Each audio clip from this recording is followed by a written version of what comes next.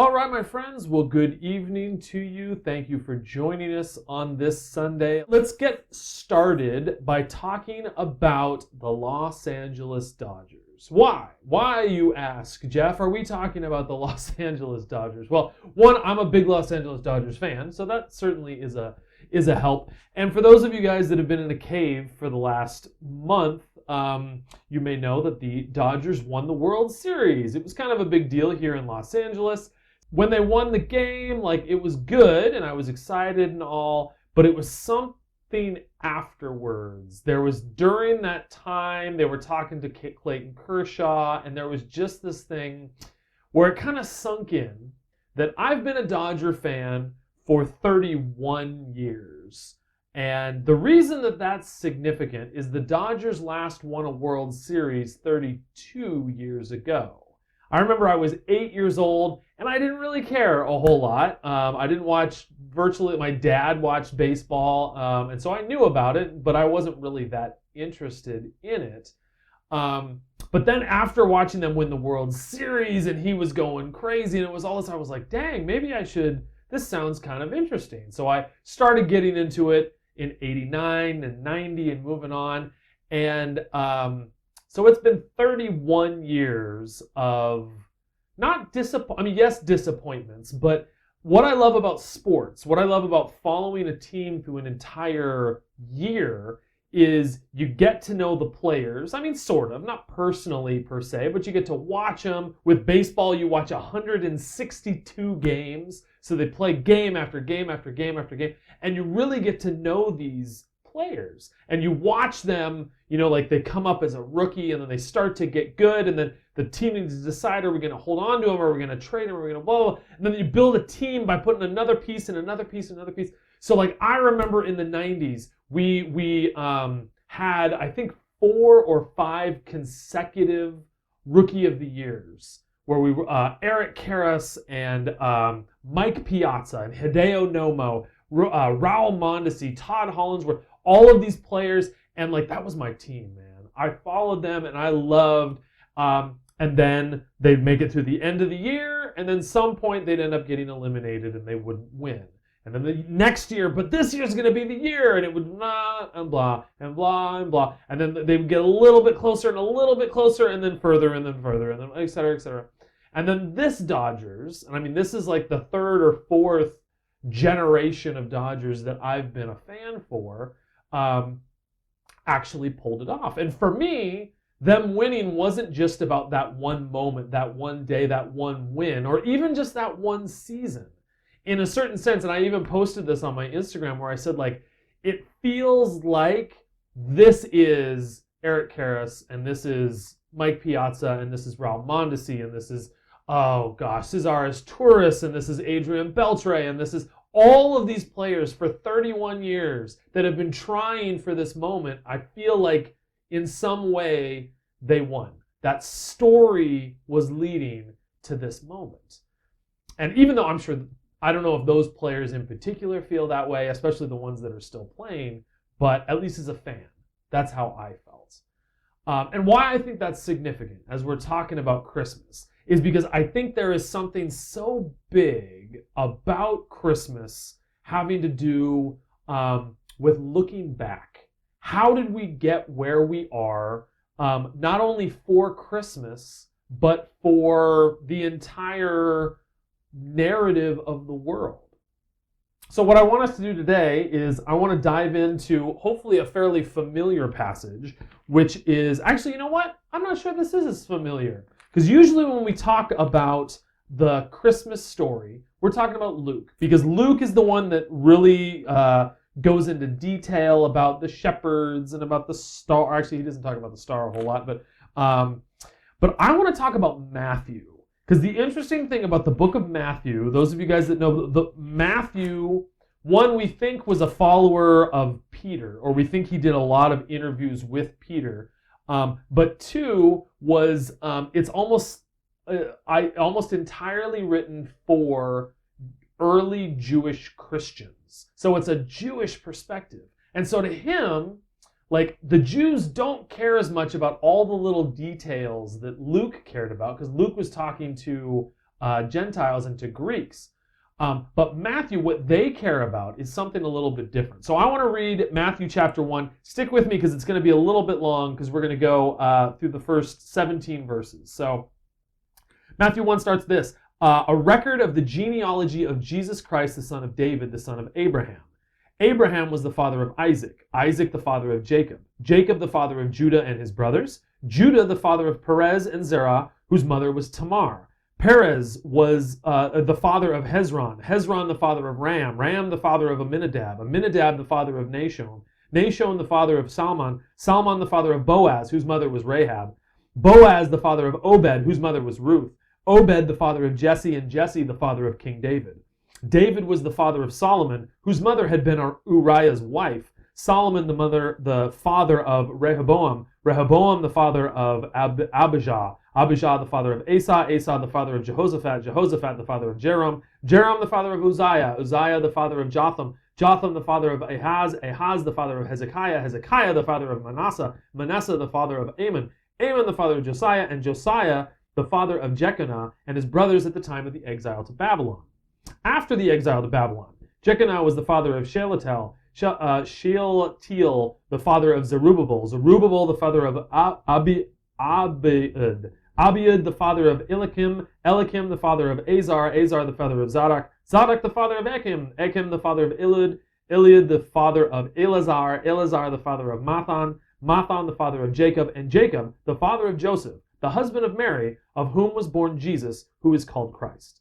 Thus there were 14 generations in all, from Abraham to David, 14 from David to the exile to Babylon, and 14 from the exile to the Christ.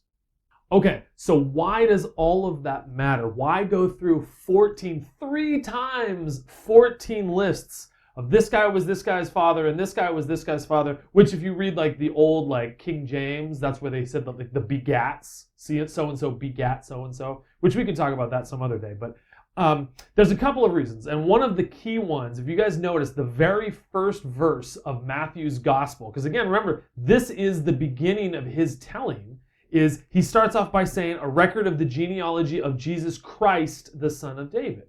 Now, we take that for granted, Jesus Christ. A lot of people joke about, like, that's his last name, right? Christ.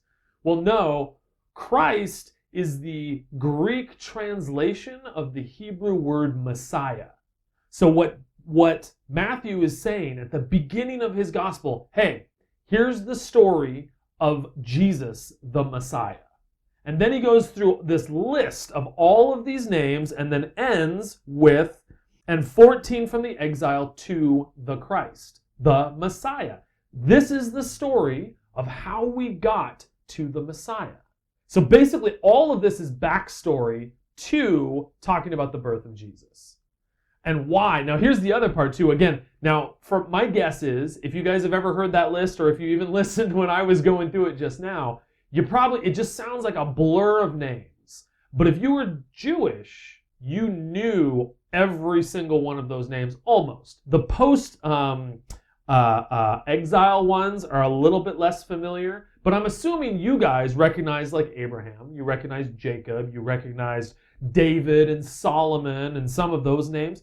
The ones that are really interesting, I don't know if you guys picked up on this, there's 4 women that are mentioned.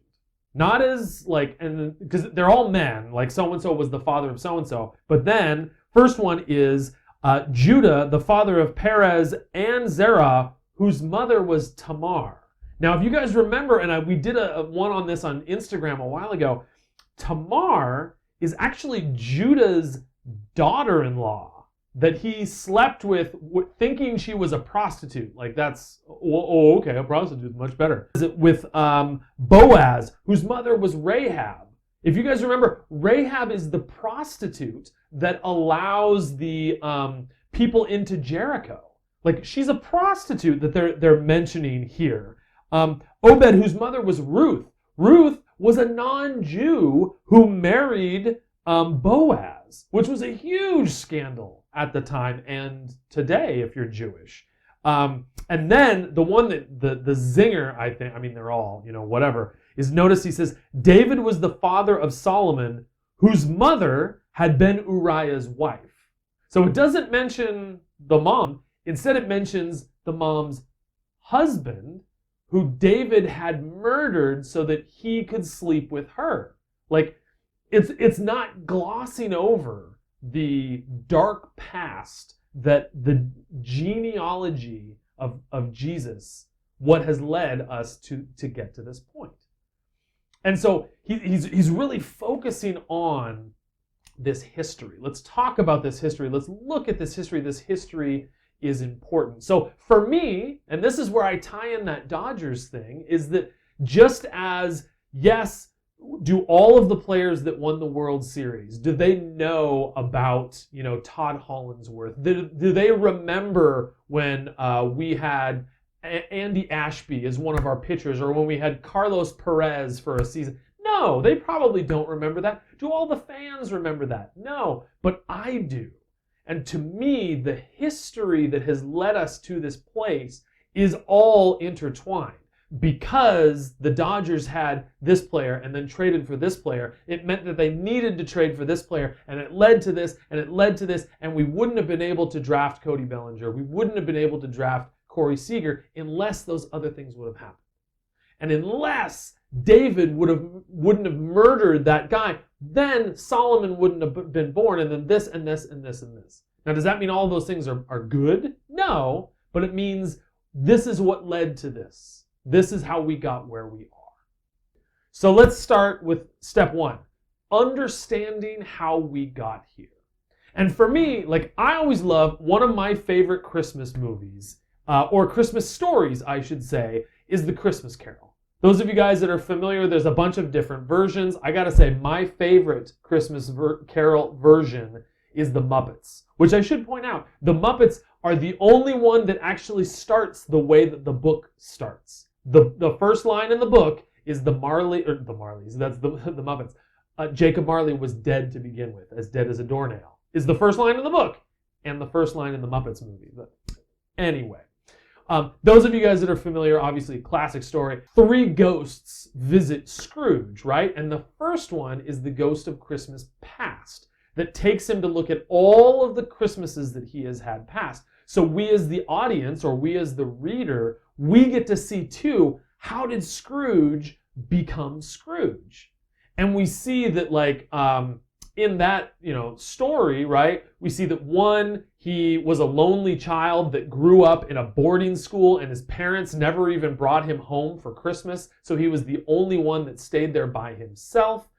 We see that he developed this love or this need for money that then when he got engaged to Belle, he ended up, or she ended up leaving because he cared more about money than he cared about her. And that all of this has not only made Scrooge who he is, but that's what he thinks of when he thinks of Christmas. And so for us, I think that's what's so fascinating to think about Christmas is that, one, when we talk about Christmas, we're always talking history, right? We're talking about what happened 2,000 years ago. We're talking about that one night in Bethlehem, and there was angels, and there was a star, and there was, shepherds, and the whole shebang. And it happened 2,000 years ago, right? But I think that's important. Don't get me wrong. That is definitely important. And it's such a big deal that it actually happened and that it is history. But I think what's also interesting, every year we do something, it should remind us of when we did it last year, and when we did it the year before, and when we did it the year before. And so I've seen the Muppet Christmas Carol, I don't know how many times, because we watch it every single year, once a year. I never watch it more than once, but we watch it once a year. So I've memorized the whole thing. So it's not like it's a surprise anymore, but it's a different feeling, right? It's a tradition now. And these traditions trigger, oh man, remember when we watched this back when Dad was still around? Remember when we watched this and we were at the cabin? Remember when we watched this? It's this connection that we share with history. And that not only understanding how we got where we are, but also that link that I think we have towards history. So now there's a second one that I think is so big about looking back, and that's learning the lessons from the past. Similar to seeing how we got here, it's more what mistakes have we made Let's not make them again. Now, historically, when we talk about Christmas, I don't know that we're always talking about the mistakes, although there are plenty of mistakes in the Christmas story. I mean, one, as we just went through that genealogy, we see all of the mistakes that were made by humans in leading up to Jesus. We see all of the horrible things that happen in the Christmas story. The census, forcing people to get up out of their homes and travel to a whole nother city. Joseph has to go all the way to Bethlehem with a pregnant fiance to register. King Herod that sends out soldiers to murder every child in case, just because the Messiah was supposedly born. Jesus and his family having to flee to Egypt. There's plenty of mistakes that are there. But I think that history, that's really the thing that history enables us to do. I think that the old cliche is those that ignore history are doomed to repeat it. What about our own history? What about the own mistakes that we've made either personally or family mistakes or anything like that? For me, I can look back at all of the dumb stuff that I've done, all of the things that I'm still embarrassed about to this day, and not wanting to repeat them. I talked a couple of weeks ago about the time that I was embarrassed about my girlfriend bringing fruit salad to a potluck. And I kind of said, really? Fruit salad? And I've been embarrassed about that ever since. So hopefully I've learned that if I'm in that situation again and someone brings something that they're excited about, when my son makes a painting of something that looks like, look at that, he made this one.